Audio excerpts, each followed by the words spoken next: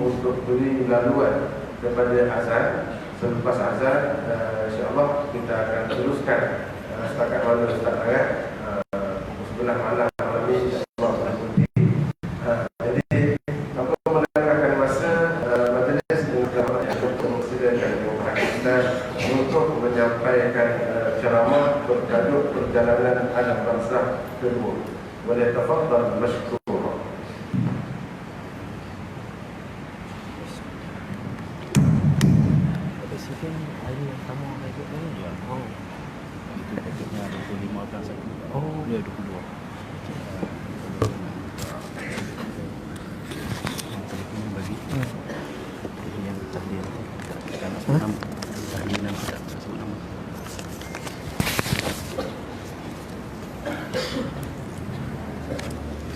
Assalamualaikum warahmatullahi wabarakatuh.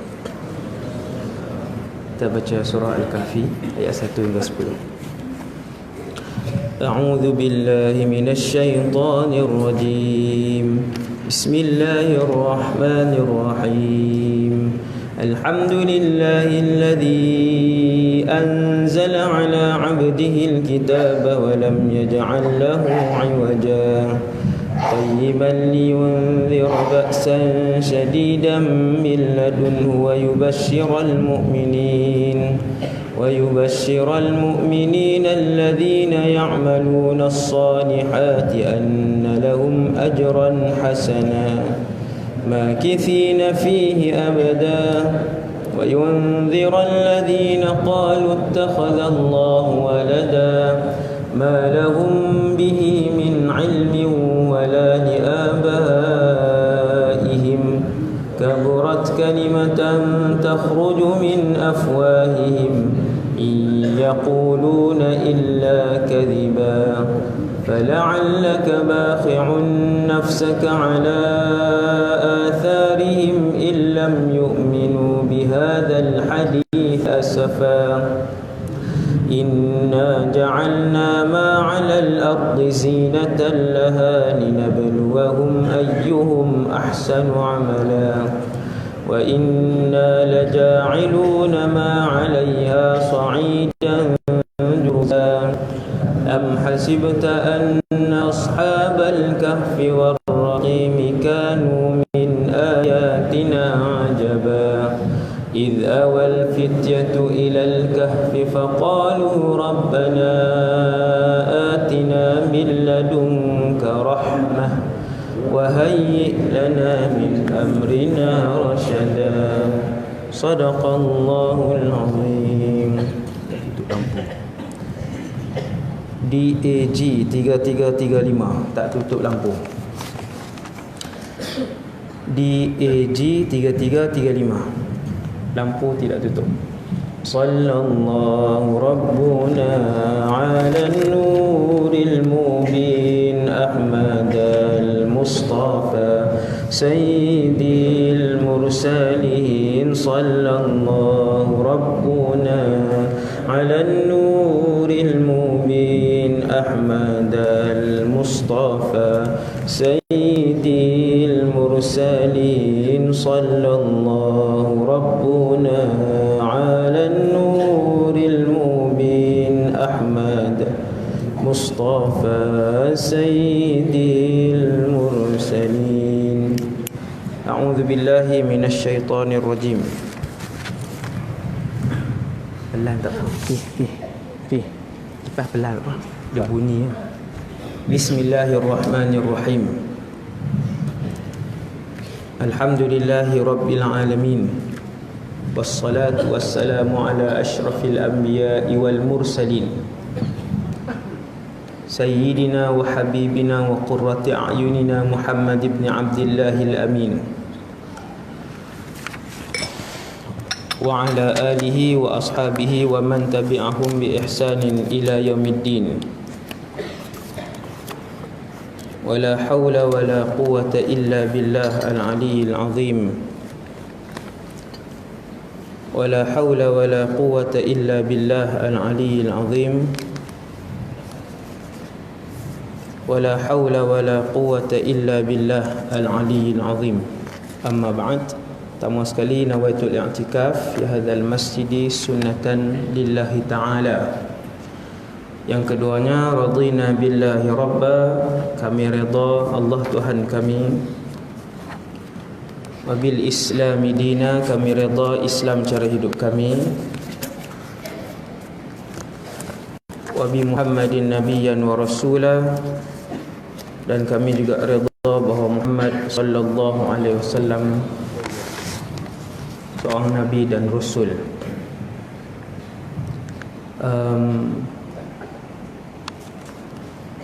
Yang ni ceramah saya yang lebih kurang yang kelima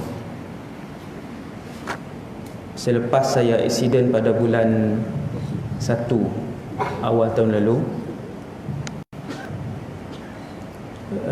yang mengorbankan seorang kawan, Ustaz Murtada Yusof. Dan ketika itu dari segi rekod perubatan saya lebih kritikal daripada beliau.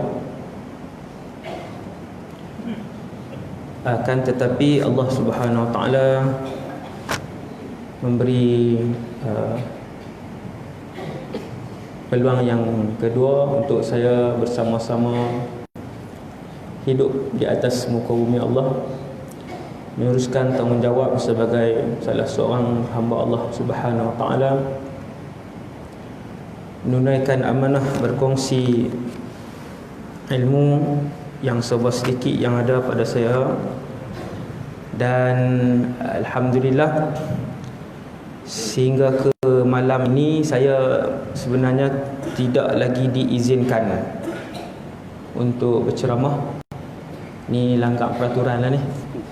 Sebab tu baru dalam tempoh 5 bulan ni baru 5 ceramah lah yang saya isi. Sebab dia boleh bahayalah. Maksudnya insiden itu menyebabkan leaking, ayam otak turun. So tak boleh tekan kepala. Tapi semua tu saya buat juga. Saya mesyuarat, saya uruskan sekolah, saya main ceramah, tapi ceramah tak boleh banyak lah dan tak boleh lama. Kemudian bahu saya pun dipasang besi dan skru Iron Man lah ni, separuh. Jadi jangan kasar sangat tuan.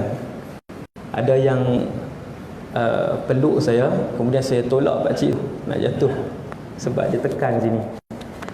Jadi jangan terlalu agresif lah kalau salam tuan-tuan. Itu yang pertama. Alhamdulillah sihat walafiat, walaupun belum sepenuhnya, dengan keberkatan banyak doa daripada orang Islam Malaysia ni. Daripada saya sepatutnya bersama dengan Ustaz Murtada di alam barzakh, hak tajuk malam ni. Sebab saya lebih kritikal daripada beliau, tapi banyak keajaiban yang Allah SWT bagi, dan saya dapat merasakan keberkatan doa daripada umat Islam yang begitu banyak yang datanglah untuk membuatkan rekahan itu bercantum sendiri. Dan banyak lagi lah, 6 jenis sakit lah yang saya dapat itu. Semua dah sembuh, tinggal lagi otak dengan bahu sikit, insyaAllah. Itu yang pertama. Dan yang keduanya, tahniah kepada semua rakyat Terengganu dengan kerajaan baru yang akan dilantik malam ni lah. Malam ni insyaAllah. Itu yang kedua lah yang saya nak sebut. Dan ada orang tertanya-tanya,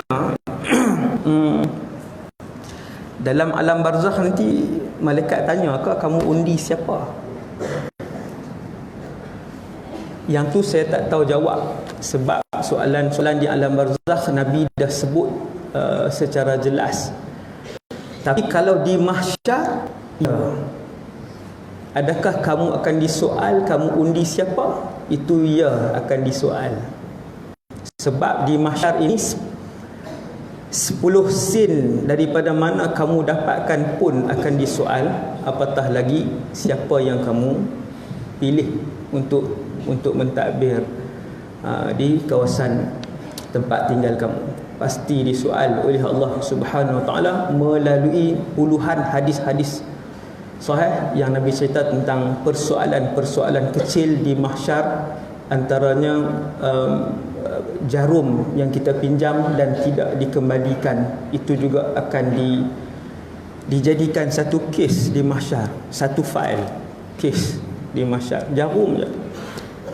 Sehingga Nabi sebut dalam hadis yang kedua, saya sebut dua aja, bahawasanya dibawa seorang qadhi yang adil, yu'ta bil qadhil adil, dibawa seorang qadhi yang adil, hakim yang menjatuhkan hukuman itu ini yang adil,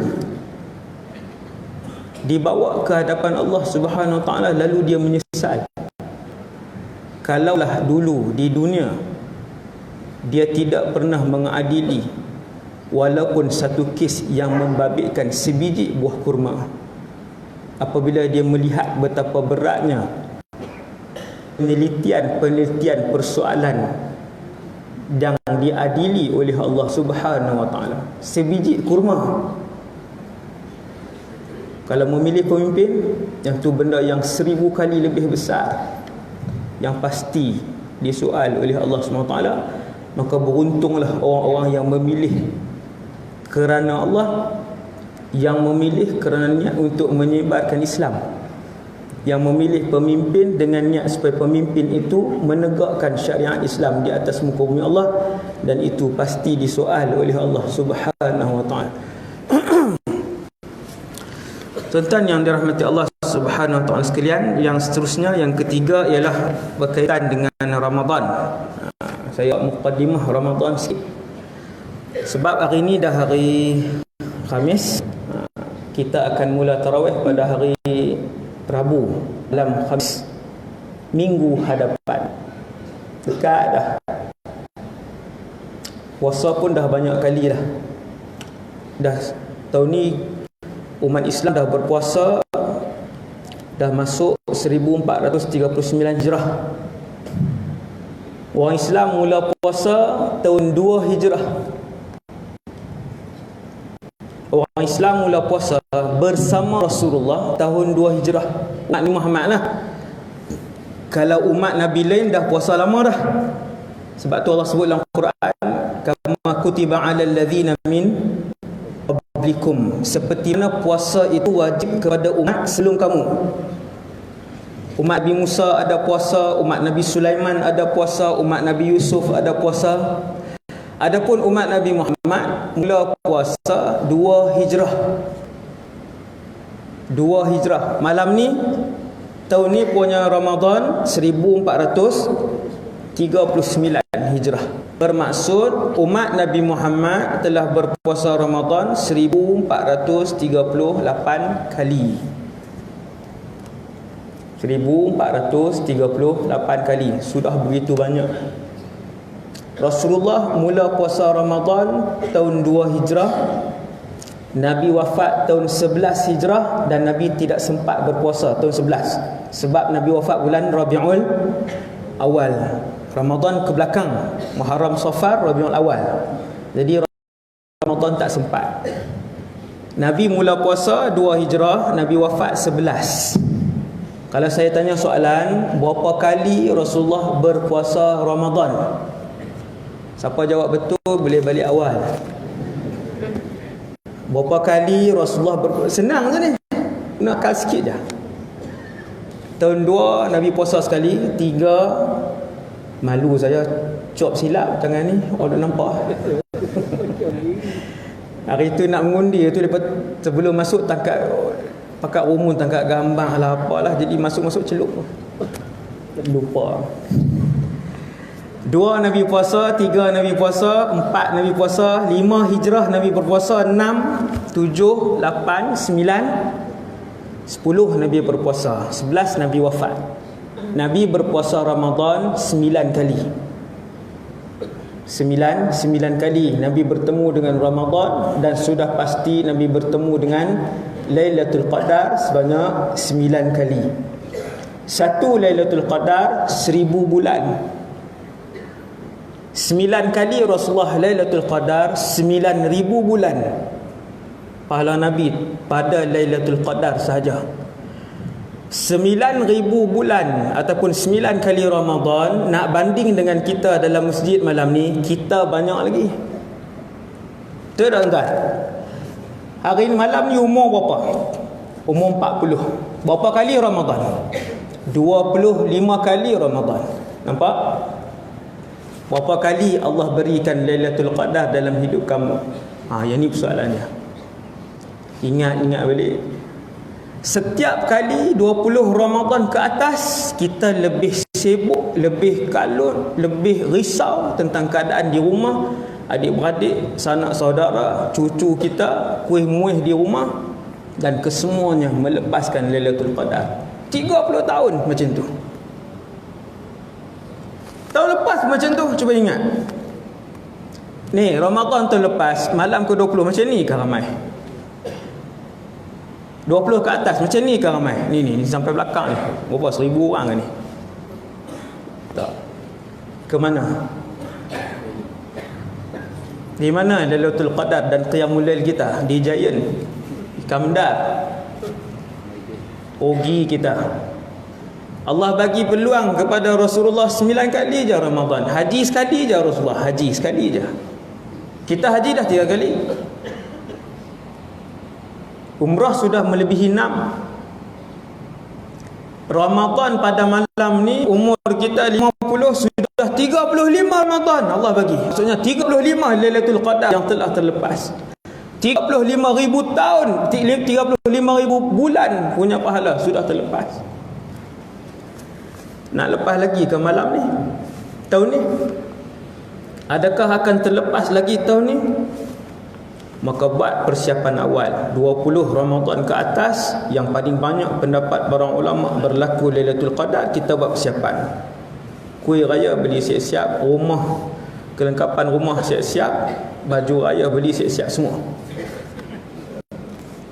20 malam yang ke atas adalah malam yang paling sibuk kepada umat Nabi Muhammad SAW untuk mereka beribadah di dalam rumah Allah Subhanahu Wa Taala. 20 ke atas, satu Lailatul Qadar. Yang kedua, kita ambil masing-masing ambil peluang. Bila Nabi sebut sesiapa yang menyediakan makanan berbuka puasa, man fattara sa'iman kana lahu ka ajri as-sa'im min ghairi an yanqusa min ajrihi syai'. Sesiapa yang menyediakan makanan berbuka untuk seorang, maka Allah Subhanahu Wa Taala akan memberikan pahala seperti seorang yang berbuka, yang berpuasa. Pahala penuh. Kita katalah pahala berpuasa RM1,000,000. Hari itu kita berpuasa dan kita sediakan makanan berbuka untuk seorang, maka kita mendapat RM1,000,000 dan RM1,000,000. Dia pahala puasa ni dia unik, sebab pahala itu untuk Allah. Semua ibadat lain pahala untuk Allah. Kenapa Allah sebut illa saum fa innahu li, kecuali pahala puasa kerana ia untuk aku? Kenapa Allah hanya sebut puasa ia untuk aku? Jawab para ulama, kerana pahala puasa, ketika mana pahala-pahala lain dibahagikan kepada orang lain yang kita buat zalim, yang kita hutang duit dia tak bayar, yang kita ambil duit dia secara zalim, yang kita kutuk dia kita tak pernah minta maaf, pahala ibadat kita dipindahkan kepada mereka. Ini cerita mahsyar. Kata para ulama, kecuali pahala puasa. Illa saum, pahala puasa tidak diganggu. Allah simpan itu untuk aku. Itu maksud pahala puasa itu untuk aku. Hebat nah puasa Ramadan, hebat. Kenapa Allah asingkan puasa Ramadan? Sebab ibadat lain kalau orang tanya kita dah semayang ke belum? Kita kata dah. Kalau orang tu duduk dengan kita daripada pukul 12 sampai pukul 5, dia duduk dengan kita, kita tak sembahyang zuhur, bila dia tanya dah solat ke belum, kita tak boleh tipu, sebab solat dia melibatkan ibadat berdiri, rokok, orang nampak dengan mata. Solat itu juga mengeluarkan zakat. Kita tak boleh bohong orang yang paling rapat dengan kita, sebab keluar zakat ni dia melibatkan perbuatan keluarkan duit. Orang nampak amount zakat yang kita keluarkan, orang nampak perbuatan kita keluarkan zakat, kita boleh tipu orang.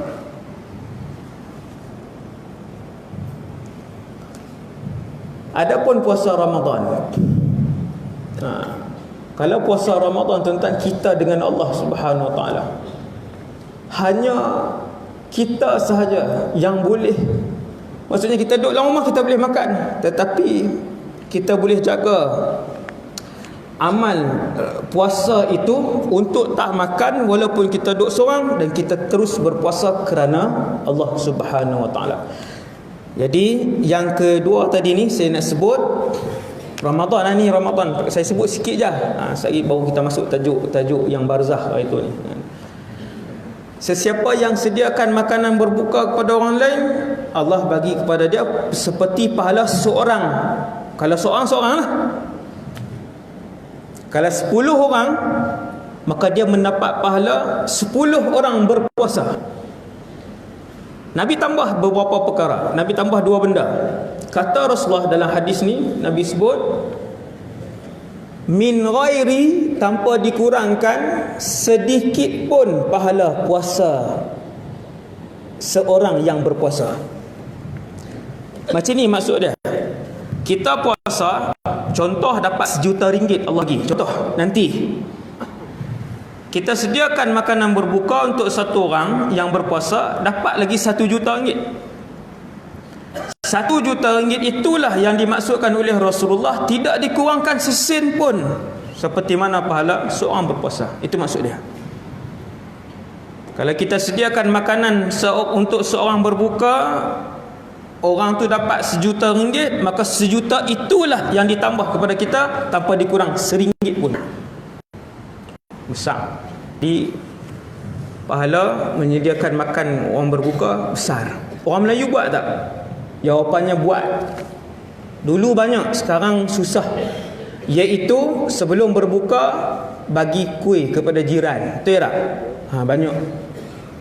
Dan mesti lagi nak balas balik, mesti isi kuih balik. Isi kuih juga.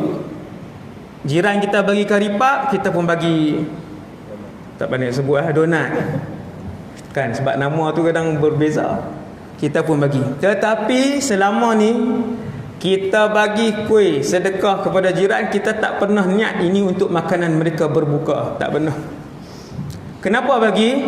Sajalah bulan puasa ni buat kuih banyak. Lah, rugi. Dia bagi alasan saja sebab buat kuih banyak. Bagi pilah kat jiran-jiran. Allahu Akbar.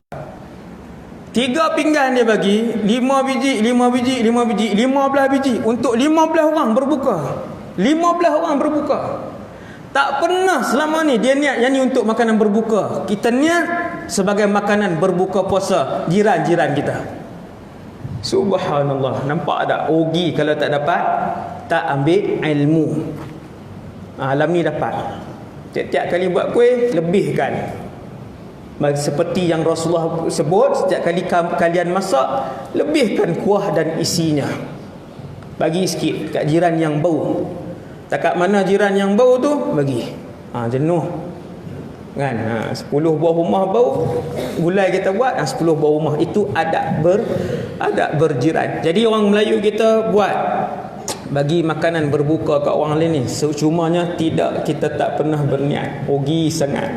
Mulai tahun ni bakat-bakat buat, bagi pada jiran-jiran. Ada sahabat tanya, ni benda kedua tentang perkara pergi buka puasa. Sahabat-sahabat yang susah bukan sebab malas bekerja, seperti Sayyidina Abu Hurairah dan juga puluhan sahabat yang lain yang terkenal sebagai Ahlus Suffah. Tuan-tuan pergi Masjid Nabawi, tanya kat orang di mana tempat Ahlus Suffah. Dia belakang Raudhah tu, di sebelah sini. Kalau kiblat menghadap sana, Dia sebelah sini. Kira maqam Rasulullah tapi daripada belakang. Kan? Daripada belakang. Situlah tempat Ahlus Suffah. Dia ada ketenangan dia yang tersendirilah. Tempat-tempat yang barakah ni dia kita pergi duduk tu, tapi kena tahulah. Kan, ni tempat apa, ni tempat apa. Tuan-tuan sekalian. Bila Nabi sebut siapa yang menyediakan makanan kepada seorang untuk berbuka, dia mendapat pahala seperti seorang berpuasa. Sahabat-sahabat yang susah ni tanya, "Ya Rasulullah, kami ni miskin dan kami hanya mampu untuk memberikan seteguk air saja ataupun sebiji kurma saja." Maka Nabi pun sebut, walaupun sebiji kurma, walaupun seteguk air. Nampak tuan? Maksudnya tak syarat satu hidangan penuh nasi yang ada lauk yang tu RM6 tuan. RM5.5, RM6. Nasi tomato dengan ayam pun RM6.5, RM7. Alhamdulillah, sahabat-sahabat yang susah ni, yang miskin ni, miskin sebab menuntut ilmu. Sahabat-sahabat Ahlus Suffah bukan miskin kerana malas bekerja, tidak. Miskin kerana bersama dengan Rasulullah menuntut ilmu. "Ya Rasulullah, kami boleh bagi sebiji kurma aja." Nabi kata, "Walau tamratan." Walaupun sebiji kurma. Maka alhamdulillah kita ada peluang. Siapapun kita, apapun pekerjaan kita dan berapapun gaji kita, insya-Allah, lagi cerdik tuan-tuan, lagi cerdik. Tuan-tuan pusing Kuala Terengganu ni cari 10 masjid yang buat majlis berbuka puasa. Banyak tak? Memang banyaklah zaman hari ni. Tak takut lah. Bukan buka puasa, sahur. Sebahagian masjid sahur dan berbuka disediakan sepanjang Ramadan. Yang tu saya seronok. Satu perubahan yang sangat positif. Orang Melayu di Malaysia dulu pulun untuk buat More pahala juga tuan-tuan. Tetapi ada satu yang jauh lebih besar, berkali-kali ganda lebih besar, menyediakan makan berbuka. Hari ini trend more sudah kurang. Tak tahulah, di tempat saya hampir tak ada. Dan masyarakat dengan tarbiyah yang dibuat oleh para pendakwah, mereka ubah daripada more kepada sediakan tajaan berbuka dan tajaan bersahur. Itu lagi baik, terbaik. Tuan-tuan cari 10 masjid di Kuala Terengganu ni yang buat majlis berbuka puasa, bagi sekampik beras. Satu masjid. Subhanallah. Berapa ratus orang tuan-tuan sehari buka puasa? Allahu Akbar. Sekampik beras je. Niat sekampik beras ni, ya Allah, untuk sebulan. Kan? Untuk sebulan. Dibahagi-bahagilah kan. Memanglah sehari habis sekampik tu, tapi kita niat beras kita dibahagikan untuk 30 hari berbuka puasa. Bukan banyak mana tuan. Kena kreatif. Ini yang disebutkan oleh Allah dalam Quran, wa fi dzalika falyatanafasil mutanafisun. Dalam untuk mendapatkan redha dan juga kedudukan yang tinggi di sisi Allah dalam syurga Firdaus hari akhirat nanti, orang Islam berlumba-lumba, berseni dalam melakukan ibadat kepada Allah Taala. Fikir macam mana nak buat.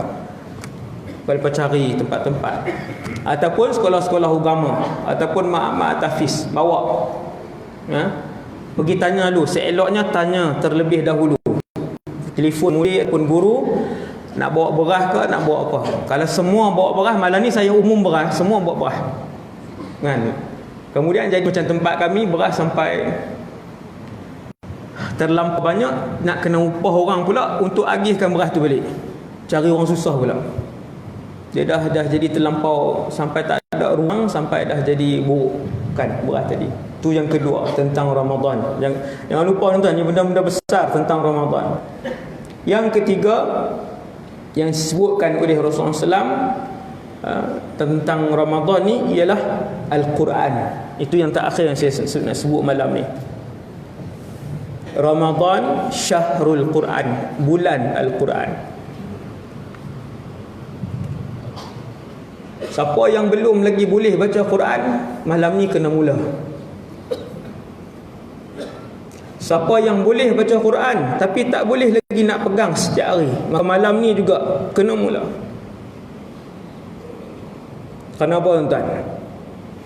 Sebab Quran ni yang saya pegang ni, Quran ini kalamullah.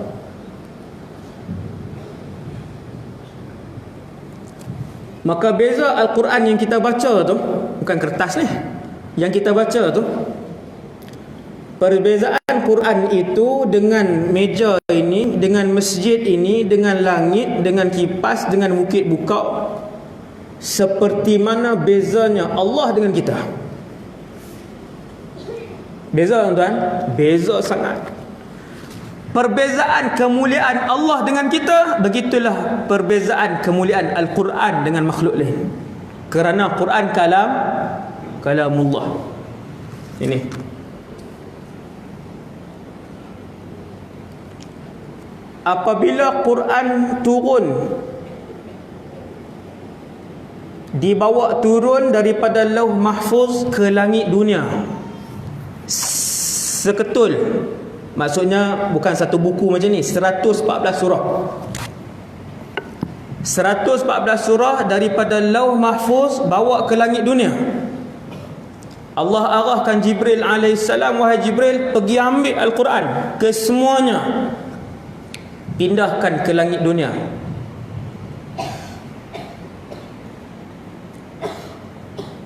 Pada bulan Ramadan, maka jadilah Ramadan sebagai penghulu kepada semua bulan yang Allah ciptakan. Tuan-tuan tengok kemuliaan Quran. Dan ketika mana Allah Subhanahu Wa Taala memilih Lailatul Qadar sebagai malam turunnya Al-Quran, maka jadilah Lailatul Qadar sebagai penghulu kepada semua malam yang diciptakan oleh Allah Subhanahu Wa Taala. Dan apabila Jibril alaihissalam menjadi malaikat yang bertugas untuk membawa Quran turun ke bawah, dengan kemuliaan Quran terlantiklah Jibril alaihissalam sebagai penghulu segala malaikat. Tuan-tuan tengok Quran. Dan apabila Quran itu turun kepada Nabi sallallahu alaihi wasallam, di atas kemuliaan Quran itu, maka terlantiklah Rasulullah sebagai penghulu segala nabi dan rasul. Dan ketika mana Quran itu diberikan kepada umat Nabi Muhammad, Allah Subhanahu Wa Taala telah mengangkat umat Nabi Muhammad sebagai sebaik-baik umat yang pernah diutuskan oleh Allah Subhanahu Wa Taala ke atas muka bumi ini. Semua dengan Al-Quran. Dan ketika mana satu orang itu hidup dengan Al-Quran, apabila datang malaikat Munkar dan Nakir kepada dia. Tuan-tuan, ini cerita barzakh. Ketika seseorang itu hidup dengan Al-Quran, dengan ni, walaupun sehari satu ayat yang dibaca, bukan semuka tuan-tuan, satu ayat cukup, maka menjadilah Al-Quran itu sebagai penghalang daripada orang itu untuk diazab diazab oleh malaikat yang bernama Munkar dan Nakir. Quran. Sehingga ketika Munkar dan Nakir tadi dia datang, dia cerita barzah ni tuan-tuan, saya sebut tuan-tuan, ada orang azab barzah terlepas, tetapi mahsyar belum tentu. Ada antaranya mereka yang meninggal pada hari Jumaat. Yang ni special hadiah Allah bagi. Fasik, dia Islam, tak pernah murtad, tapi fasik, Allah bagi hadiah dekat dia, meninggal dalam Jumaat, maka dia terlepas azab kubur. Barzakh belum, azab kubur, mahsyar belum tentu. Yang ni yang disebut oleh Rasulullah. Entahlah. Jadi dengan Quran, kemuliaan Al-Quran, ada orang dia terlepas daripada azab kubur ketika Munkar dan Nakir datang daripada arah kakinya nak azab dia, maka datanglah surah yang disebutkan oleh Rasulullah, terkenal sebagai surah yang menyelamatkan tuannya daripada azab neraka, iaitulah surah Al-Mulk. Yang ini kita pernah sebut, saya rasa saya pernah sebut di sini. Tabarakallazi biyadihil mulk. Hadis ni hadis hasan. Yang Nabi sebut ni hadis A. Grade dia A, hasan. Malaikat munkar nakir datang daripada arah kaki orang tu. Walaupun fasik, walaupun fasik, tapi dia pengamal surah Al-Mulk. Maka surah ini datang berdepan malaikat munkar dan nakir dan mempertahankan Tuhan dia. Dia kata, Tuhan aku ni membaca surah Al-Mulk, membaca aku. Kemudian malaikat datang dari arah kanan, surah tu datang ke arah kanan. Malaikat pergi ke arah kiri, nak pukul Tuhan ni. Maka surah itu datang daripada arah kiri. Kemudian malaikat pun datang daripada arah yang terakhir, iaitulah daripada arah kepala. Maka surah itu pun datang mempertahan dan melindungi tuannya daripada arah kepala. Tuan-tuan, benda yang boleh selamat satu orang daripada azab yang Allah suruh hanyalah Al-Quran sahaja. Ni kehebatan ni. Di dunia sampai dalam syurga. Habis di alam barzakh, malaikat Israfil pun tiup sangkakala yang kedua, semua kita dan saya akan bangun. Kita berjalan menuju ke mahsyar. Sekali lagi Al-Quran akan mempertahankan tuan mereka. Maksud tuan tu maksudnya mereka yang selalu menghidupkan bacaan Al-Quran dalam kehidupan mereka. Ni Quran. Belilah tuan-tuan lebih sikit. Dalam kereta tak satu, di pejabat letak satu, di rumah letak satu. Senang, bila tengok boleh terus pegang. Isteri turun ke market, selalunya kita tahu dah 40 minit kita duduk dalam kereta. Buka. Sampai di barzakh, sekali lagi saya rasa saya pernah sebut, dalam keadaan tidak ada manusia yang mengangkat muka di hadapan Allah kerana takut dan gerun mahsyar. Kesemua makhluk termasuk Nabi dan Rasul menundukkan pandangan di mahsyar macam ni.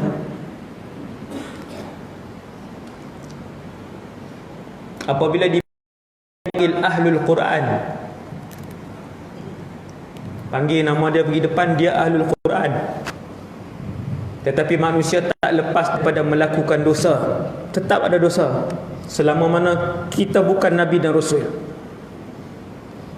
Datang Ahlul Quran, cek dosa ada. Sebelum dia mula bercakap, orang yang dipanggil Ahlul Quran ni, yang dipanggil sebelum dia mula bercakap, tampil surah Al-Baqarah dan Ali Imran.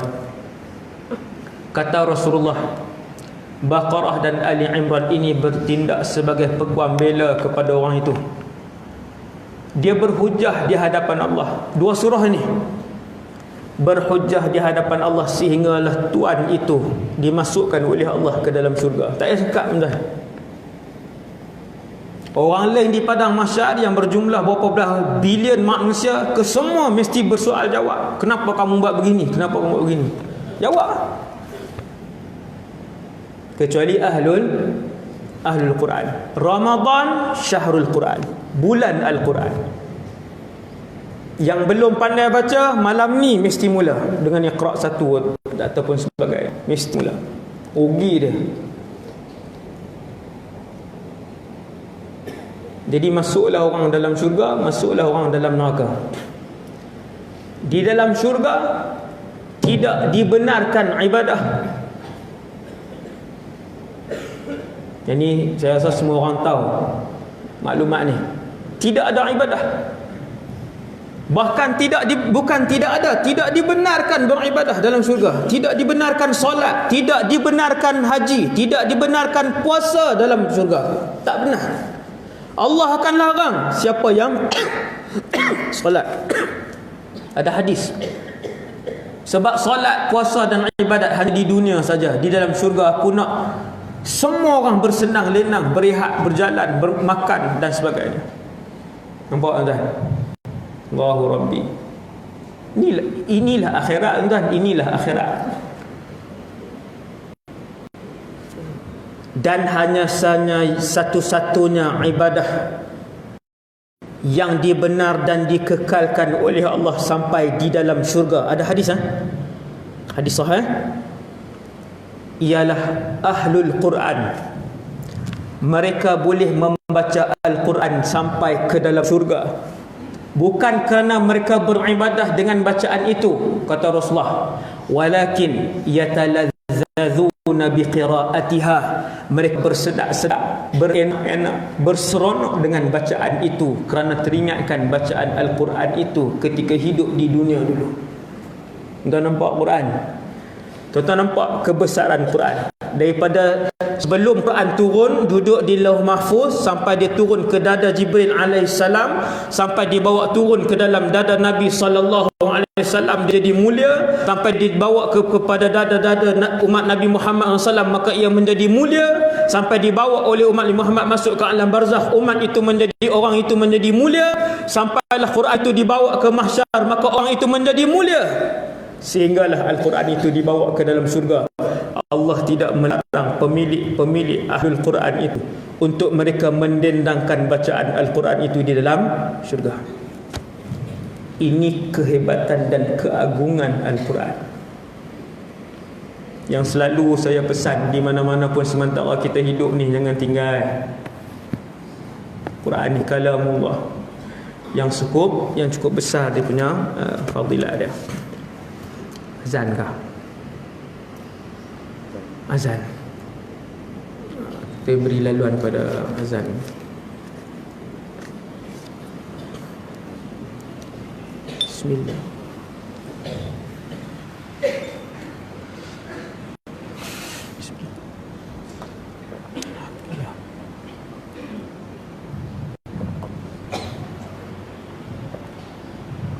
Alhamdulillah.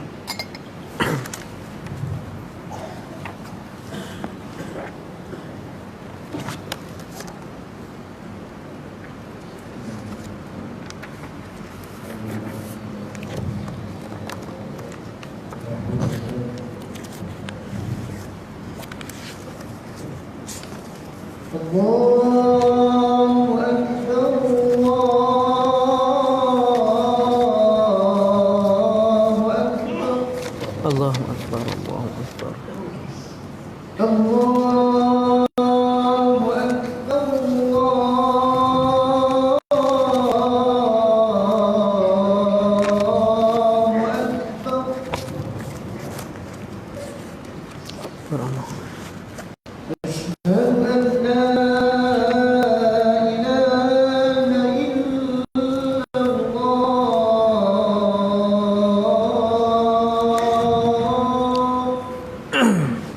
Asyhadu an la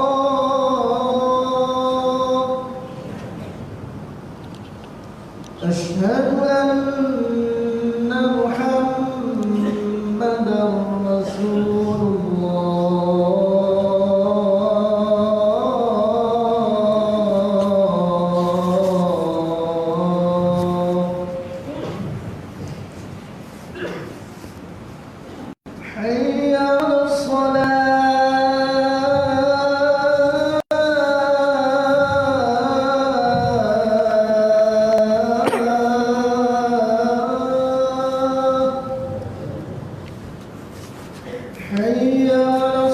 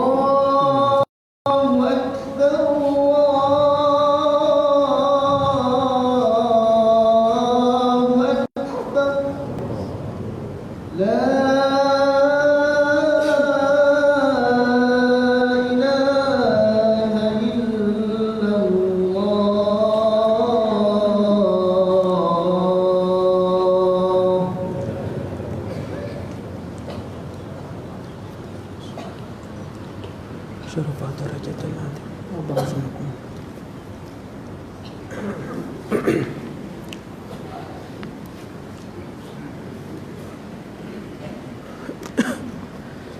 Satu hari Rasulullah SAW berjumpa dengan para sahabat radhiyallahu anhum. Kemudian Nabi tanya,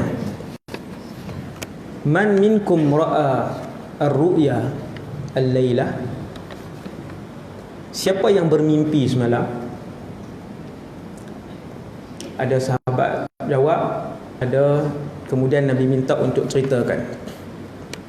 Begitulah kerap Nabi bersoal kepada para sahabat tentang mimpi, yang sebahagian mimpi sahabat menjadi syariat. Antaranya mimpi tentang azan oleh Abdullah ibn Zaid radhiyallahu anhu. Sahabat yang bermimpi tentang azan, tuan. Azan ni. Nama dia Abdullah bin Zaid. Dia yang mimpi malaikat datang. Kemudian malaikat ajarkan dia Allahu Akbar, Allahu sampai habis, sampai la ilaha illallah. So dia cerita kepada Rasulullah. Rasulullah kata itulah azan. Untuk sebagai seruan untuk menghimpunkan umat Islam solat berjemaah. Abdullah bin Zaid. Kemudian baru datang Sayyidina Umar, mimpi perkara yang sama. Dua orang sahabat mimpi tentang azan. Jadi mimpi ni satu benda yang ada asas dalam Islam. Tapi dia ada peraturan dia. Tak boleh semua orang siapa-siapa pun mimpi dijadikan dalil, tak boleh. Dia ada peraturan yang ketat. Jadi Rasulullah tanya. Kemudian ada satu hari Nabi tanya, sahabat kata, seorang sahabat pun tak jawab. Maka Nabi kata, semalam aku bermimpi. Dua orang lelaki memegang tangan aku dan bawa aku pergi ke Baitul Maqdis, Palestin. Ya, mimpi Rasulullah. Sampai di Baitul Maqdis, aku sampai di satu tempat. Aku melihat di sana adalah tempat azab. Ni azab kubur ni, tajuk azab kubur dah ni, tuan. Saya berhenti, tuan ubat heran pula, ni masuk dah. Kan? Nak berhenti dah. Nabi tengok aku sampai di tempat itu, Baitul Maqdis, tempat azab. Lalu aku sampai di satu tempat, orang-orang situ diazab dengan dilentangkan tubuh mereka, badan mereka lentang. Lalu orang-orang yang berdiri memegang batu-batu yang besar. Lalu dihempapkan batu besar itu, maka pecahlah batu, pecahlah kepala orang itu. Ini bukan simbolik. Pecahlah batu besar itu dan pecahlah kepala orang itu. Pecah. Ketika orang yang menghempakkan batu itu mengutip kembali ketulan-ketulan yang pecah, kepala itu sedang bercantum. Itulah gambaran, tuan. Allahu Akbar. Bukan mimpi, tuan. Sakit macam kita sakit ni. Dia bukan mimpi macam kita sakit di dunia ni. Tetapi dia azab yang pedih. Sebab tu Allah sebut, walahum azabun alim. Bagi mereka kami sediakan azab yang pedih. Macam mana azab pedih tu? Yang saya sebut seantaranya, dah bercantum balik batu tadi, dihimpun-himpun balik jadi batu besar balik, kepala tu bercantum sendiri balik. Orang yang berdiri tu dia hempak balik batu tadi, pecah lagi. Tadahdahal hajar, Nabi kata batu pun pecah, kepala pun pecah. Kemudian Nabi tanya, dia kata, apa yang mereka ni lakukan, dosa yang mereka buat? Dua orang lelaki ni kata, intaliq, jom kita berjalan, ada banyak lagi kami nak tunjuk. Tu bahasa sedap kita lah. Intaliq, jom kita bergerak, ada banyak tempat lagi kami nak tunjuk. Saya cerita sikit kata tuan-tuan. Satu. Yang kedua, Nabi kata kami sampai satu tempat, orang-orang di situ kesemuanya memegang pisau sabit, pisau yang berbentuk macam separuh U tu. Lalu dia pun pegang hulu ujung tu, diletakkan di sebelah bibir kanannya mata pisau, tak? Lalu ditarik, Nabi kata, hatta yablugha qafah, sehingga sampai ke lehernya. Dia tarik ni, belah ni. Dia belah sini sampai ke leher. Kemudian pisau tu dipindahkan belah kiri. Dia sendiri buat, bukan orang buat. Dia sendiri pegang, lalu dia tarik di sini. di bibir belah kiri sampai ke belakang. Nabi kata ke belakang itu sampai mencecah lehernya, kemudian dia berhenti. Kemudian belahan itu bercantum, kata Rasulullah, yarji'u kama kan. Nabi sebut dalam hadis. Kedua-dua belahan mulut kanan dan kiri yang tadi ni, orang Kedah kata mengelebeh. Tu dia. Mengelebeh ni dia jatuh. Mulut tu dah jatuh dah. Kemudian dia kembali.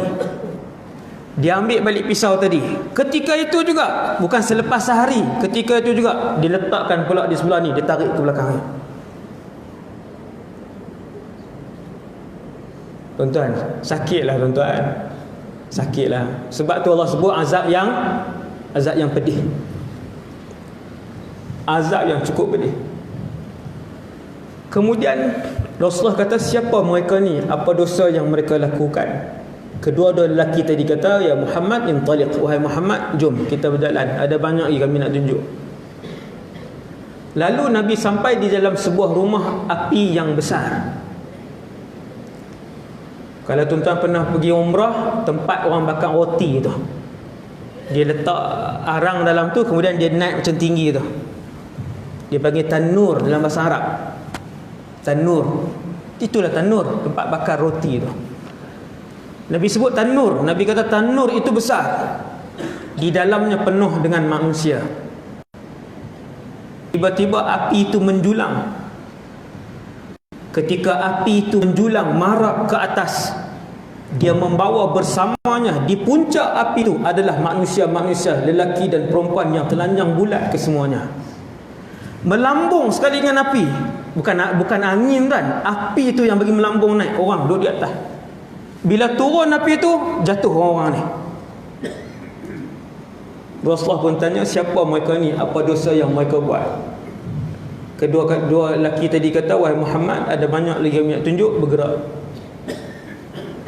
3 4 cukuplah. Nabi pergi satu tempat sungai. Sungai daripada darah. Nahrun min damin. Sungai darah tuan. Sungai darah. Lalu berenang-renanglah orang di dalam sungai itu. Ketika mana mereka keletihan. Tuan-tuan, berenang dalam sungai darah.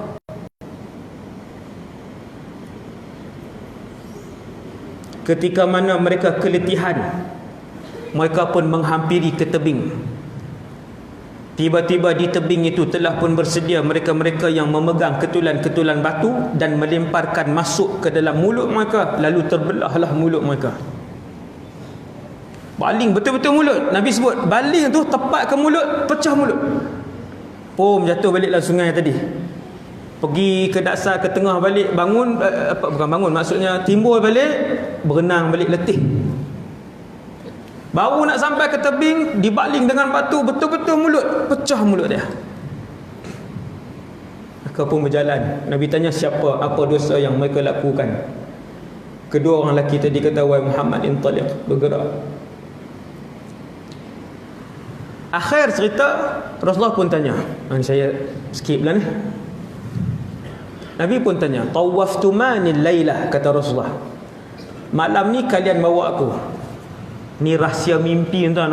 Mimpi ni dia ada rahsia yang cukup besar. Nabi kata malam ni kamu bawa aku datang ke tempat-tempat ni.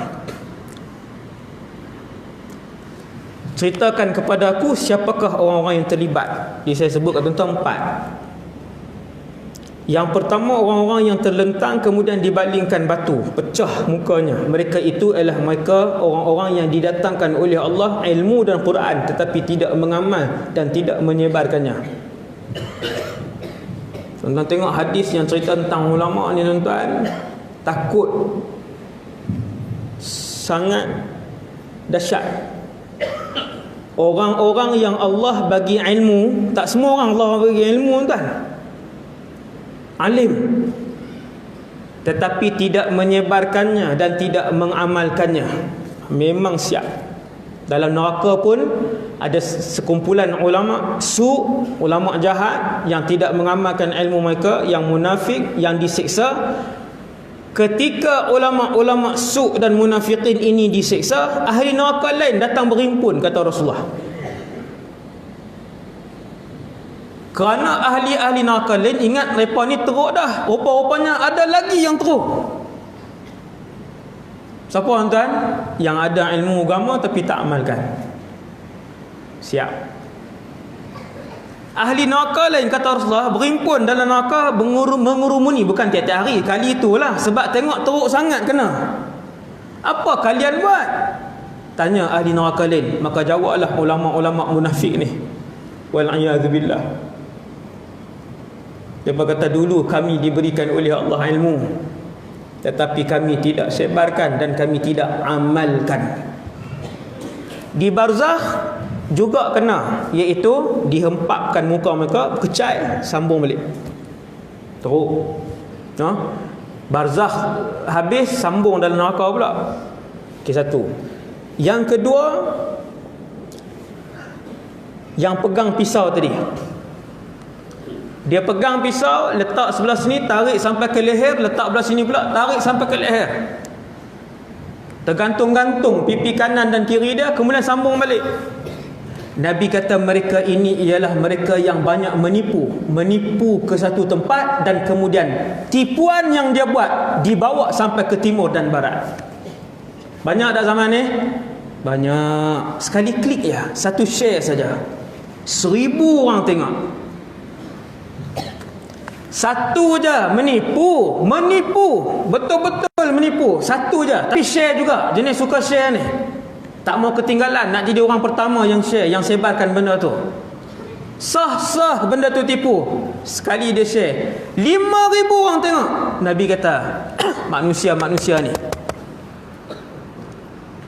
Dulu bila Nabi sebut ni, orang-orang yang menipu ni, kemudian tipu yang dia buat tu tersebar. Kita macam mana nak tersebar sampai ke barat dan ke timur? Hari ni kita faham. Wal'iyadzubillah. Jaga-jaga nak share apa sekalipun berita. Di zaman ini lebih selamat tidak berkongsi cerita ataupun apa-apa maklumat daripada berkongsi. Kerana lebih banyak yang palsu dan fitnah daripada yang benar dan betul. Nabi kata fatablughu bihil afaq, menipu dan dibawa daripada barat sampai ke timur. Tipu dia. Dengan satu orang share, satu semenanjung boleh tengok benda hak dia share yang tipu tu. Bukan 2,000 kan, bukan 5,000, 500,000 juta orang tengok berita palsu itu. 2, 3,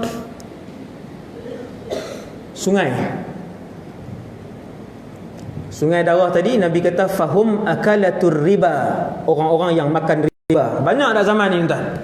Banyak. Semua urusan pinjaman dengan bank konvensional yang bukan Islamic bank, kesemuanya riba. Kesemua urusan pinjaman, loan, kereta dan rumah dengan bank konvensional, semua riba. Berapa ramai terlibat? Puluhan juta. Hasbunallah wa ni'mal wakil. Riba antara yang azab yang Nabi selalu ulang. Ni hadis ni sahih, riwayat Bukhari. Hadis ni sahih juga tentang riba. Dan keempat disebutkan oleh Rasulullah, iaitulah yang berada dalam rumah api tadi. Lelaki-lelaki dan perempuan-perempuan yang telanjang bulat. Apabila api itu marak sehingga ke bumbung, maka terumbang ambinglah, termelantun-melantunlah orang yang di dalam tu, duduk di atas. Mereka itu kata dua orang malaikat. Dua orang tu adalah malaikat. Mereka itu kata para malaikat adalah penzina-penzina di kalangan umatmu wahai Muhammad.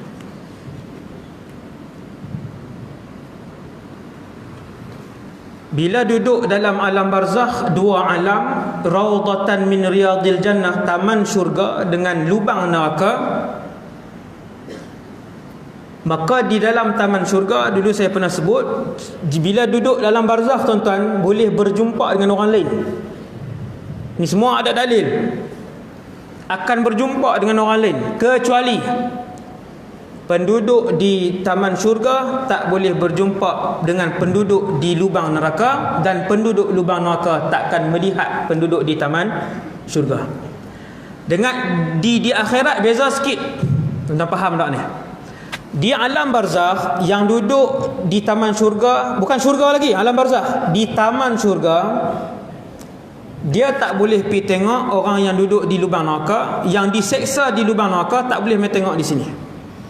Adapun di akhirat nanti, di akhirat kelak berdasarkan dalil daripada Quran sendiri, penduduk syurga boleh menziarahi penduduk neraka. Boleh pergi ziarah.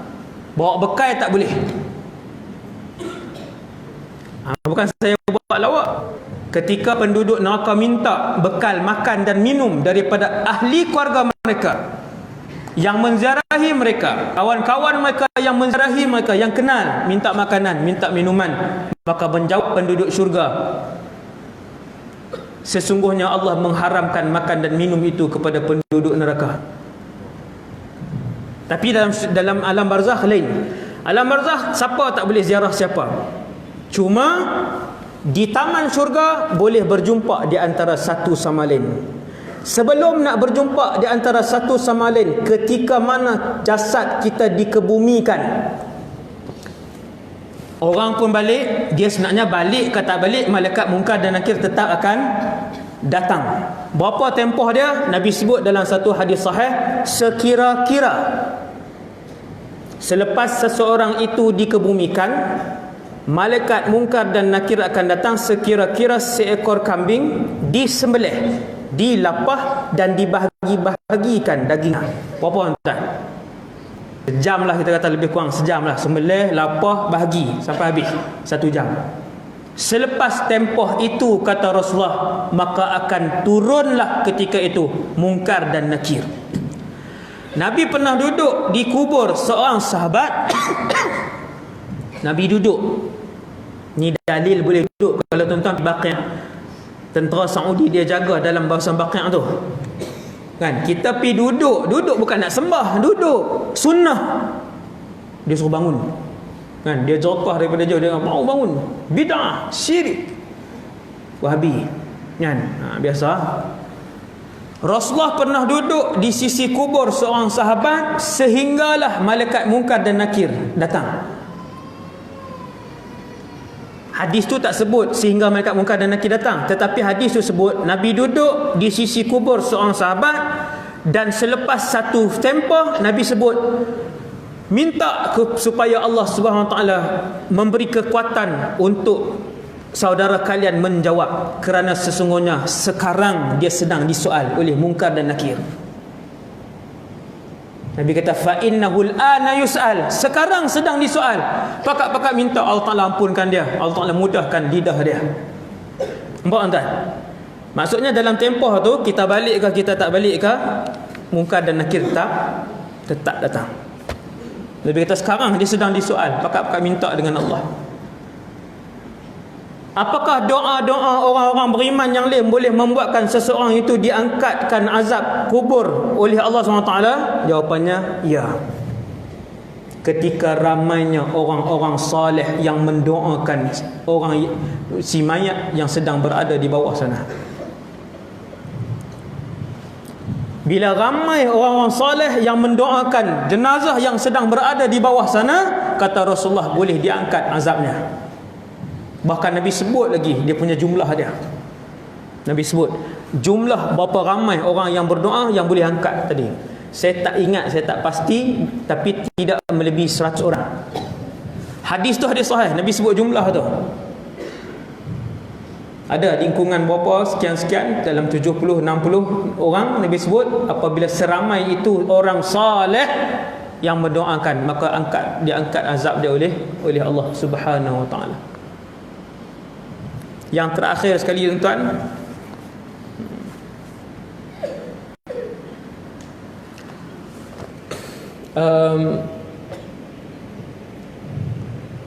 di dalam alam barzakh, mereka yang hidup di sana,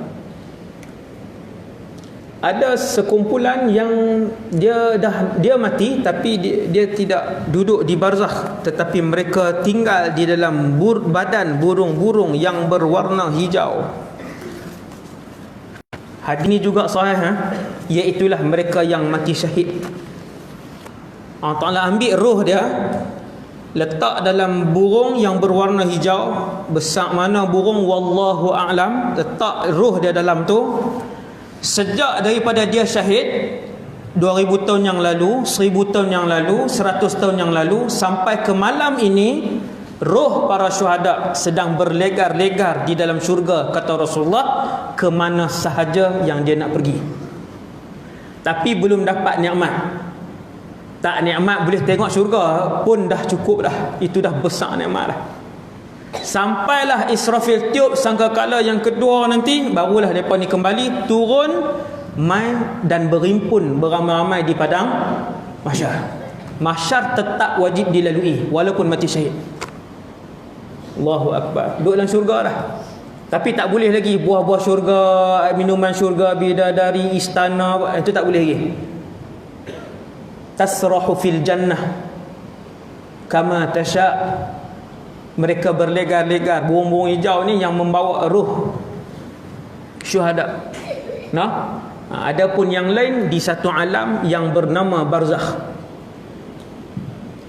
Bolehkah satu roh itu bertemu dengan roh orang yang masih hidup? Jawapannya boleh. Yang ni dalil Quran. Fayumsikul lati qada 'alaiha al-maut wa yursilul ukhra. Itu ayat dia. Saya ingat yang tu je. Itu ayat dia. Roh orang yang telah berada di alam barzakh bolehkah bertemu dengan roh orang yang hidup? Ya, boleh. Dalil Quran. Dan ni yang tak pernah dengar kan, yang belum pernah dengar.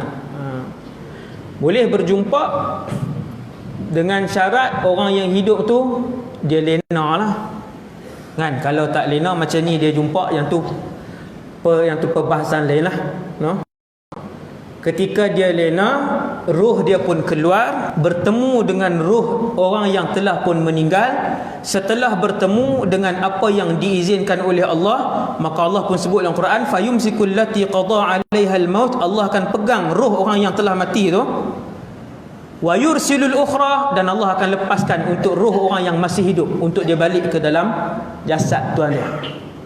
Sebab tu tuan-tuan, ada ratusan cerita tentang mimpi-mimpi Rasulullah dan para sahabat dan tabi'in dan tabi'it tabi'in. Beratus cerita-cerita yang sahih tentang bagaimana mereka bertemu. Antaranya Al-Imam Syafi'i, mimpi dia yang masyhur, dia berjumpa dengan Rasulullah SAW dan Nabi sampaikan salam kepada Imam Ahmad ibn Hanbal yang ketika itu disiksa di dalam penjara. Banyak lagi lah cerita sahabat dan sebagainya pun banyak. Seorang sahabat meninggal dunia, baju besi dia dicuri oleh seseorang.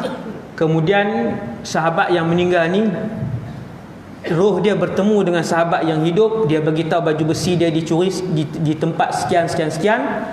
Maka sahabat yang hidup ni keesokan paginya dia pun pergi ambil, jumpa baju besi tadi. Banyaklah. Yang tu sabit dengan hadis yang sahih. Jadi itulah kehidupan di alam barzakh yang saya dan kita semua akan pergi satu hari nanti, insya-Allah. Dan orang-orang yang soleh disebutkan oleh Allah Subhanahu Wa Taala. Orang soleh tuan. Ayat ni terakhir untuk malam ni. Seminit. Allazina qalu rabbuna Allah thumma istaqamu. Mereka yang mengucapkan Tuhan kami Allah waktu hidup. Macam kita hari ni. Rabbuna Allah. Kita percaya, yakin bahawa Tuhan kita ialah Allah. Thumma istaqamu, kemudian mereka istiqamah dengan ibadah, istiqamah tinggalkan maksiat. Sebagai seorang muslim, tatanazzalu alaihimul malaikatu alla takhafu wa la tahzanu. Ketika mana hari dia mati, malaikat datang dengan rupa yang berseri-seri, bersih muka, memancar-mancar muka malaikat yang datang. Apa malaikat kata? Ketika malaikat tarik nyawa dia pelan-pelan, malaikat kata, alla takhafu wa la tahzanu. Kamu jangan takut, kamu jangan bimbang, jangan risau. Wa abshiru bil jannati allati kuntum tu'adun. Bergembiralah dengan syurga yang nanti Allah akan tunjuk dan berikan kepada kamu. Malaikat bukan sahaja datang dengan rupa yang berseri-seri. Bukan sahaja datang dengan perkataan yang elok, bukan sahaja datang dengan keadaan yang begitu indah, tetapi juga malaikat pujuk kita yang nak tinggal dunia ni. Tuan-tuan, kita risau anak kita, kita risau keluarga kita, kita risau itu dan ini. Malaikat kata tak apa, jangan risau. Anak kamu jangan risau, perniagaan kamu jangan risau, isteri kamu jangan risau. Allah Subhanahu Wa Taala yang akan uruskan mereka. Janganlah kamu risau, janganlah kamu takut, dan janganlah kamu sedih. Itulah janji Allah Subhanahu Wa Taala kepada orang-orang yang beriman untuk menuju ke alam barzakh.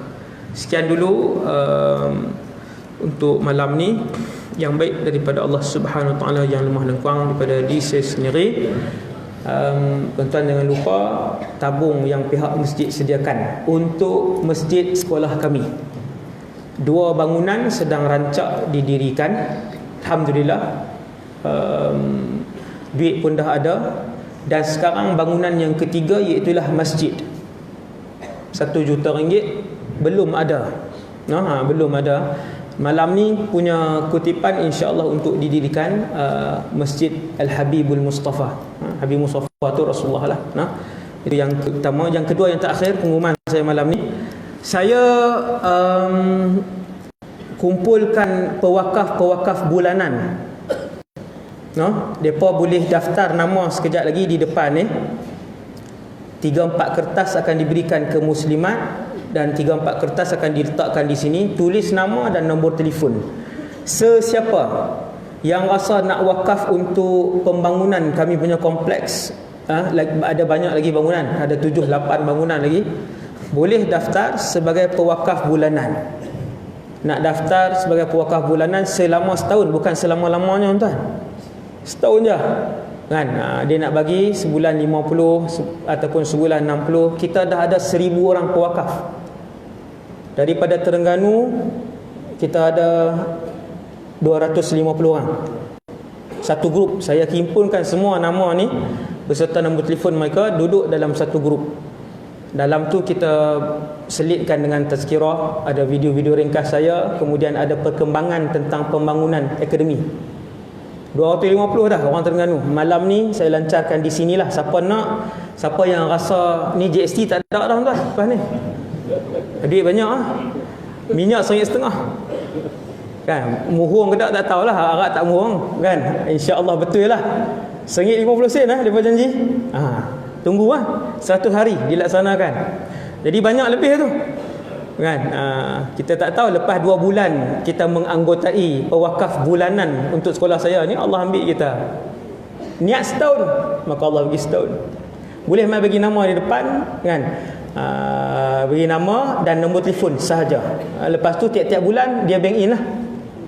Setiap bulan dia bank in, dan dia boleh tengoklah perkembangan akademi itu. Kita masukkan setiap minggu kita masukkan perkembangan akademi kan. Jadi boleh buat demikian insya-Allah lepas solat. Assalamualaikum warahmatullahi wabarakatuh.